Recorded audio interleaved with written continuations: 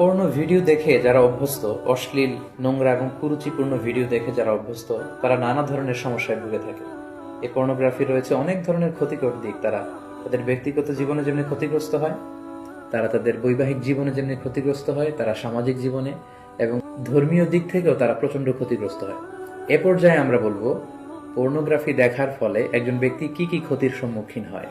সর্বপ্রথম যে ক্ষতিটির সম্মুখীন সে হচ্ছে সেটি হচ্ছে সেই ব্যক্তি তার আত্মাকে কলুষিত করে দিচ্ছে।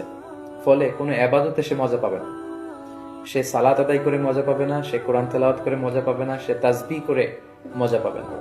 এবং আল্লাহ তাআলার ক্রোধ সে অর্জন করছে আল্লাহর রহমতের পরিবর্তে, আল্লাহর লানও তার উপর বর্ষিত হচ্ছে। এবং মানুষের দেহের যতগুলো অঙ্গ রয়েছে তার মধ্যে থেকে সবচাইতে দামি অঙ্গ হচ্ছে তার আত্মা। And pornography is damaging your soul. বিষ্ণু সাল্লাল্লাহু ইসলাম বলেছেন, আলা ইন্না ফিল জাসাদি মুদগা ইযা সলুহাত সলুহাল জাসাদু কুল্লু ওয়া ইযা ফাসাদাত ফাসাদাল জাসাদু কুল্লুহু আলা ওয়াহিয়াল কলব। জেনে রাখো, নিশ্চয়ই মানব দেহে একটি গোশতের টুকরো রয়েছে যেটি দেহের সবচেয়ে দামি অঙ্গ। এই অঙ্গটি যদি পরিচ্ছন্ন হয় পুরো দেহটি পরিচ্ছন্ন থাকে, এই অঙ্গটি যদি নষ্ট হয়ে যায় পুরো দেহটি নষ্ট হয়ে যায়, আর সেটি হচ্ছে তোমাদের আত্মা। In the day of judgement আমরা যখন আল্লাহ তাআলার কাছে হাজির হয়ে যাব, আমাদের ক্ষমতা, আমাদের সন্তান, আমাদের সম্পদ কোনো কিছুই আমাদের মুক্তিকে নিশ্চিত করতে পারবে না। কেবলমাত্র যারা প্রশান্ত এবং পরিচ্ছন্ন আত্মা নিয়ে মহান আল্লাহর দরবারে হাজির হবে, তার জন্যই আল্লাহ তাআলা ক্ষমার ঘোষণা করবেন। তো পর্নোগ্রাফি ওয়াচাররা সর্বপ্রথম যে ক্ষতিটির সম্মুখীন হচ্ছে সেটি হচ্ছে তারা তাদের আত্মাকে নষ্ট করে দিচ্ছে, যেটা মানব দেহের সবচেয়ে দামি অঙ্গ।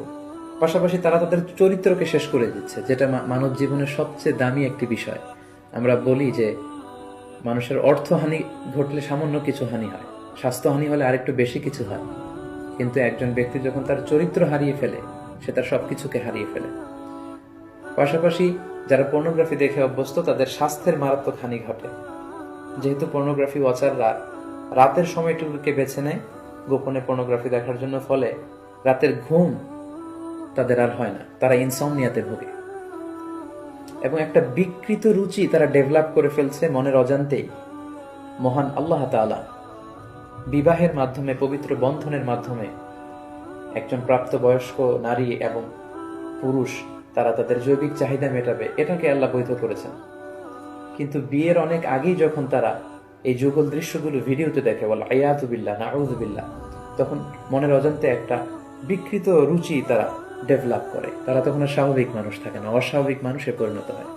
এবং পার্সোনালি আমরা অনেকের কাছ থেকে এরকম প্রশ্নও পাই যে আমি আসলে পর্নোগ্রাফি দেখতে চাই না, আমি এটাকে অপছন্দ করি, কিন্তু একবার দেখতে শুরু করার কারণে আমি এ থেকে বেরিয়ে আসতে পারছি না, আমি নিজেকে